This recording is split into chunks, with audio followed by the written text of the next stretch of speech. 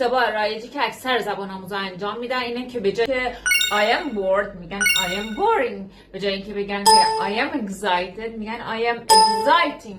صفت هستن که دو شکل دارن. مثل چی؟ مثل excited exciting، مثل bored boring.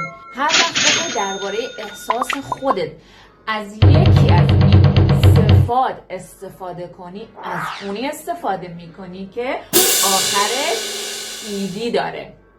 من خسته هستم، باید بگی که I am. حالا bored استفاده میکنیم یا boring؟ مسلماً bored استفاده میکنیم. چرا؟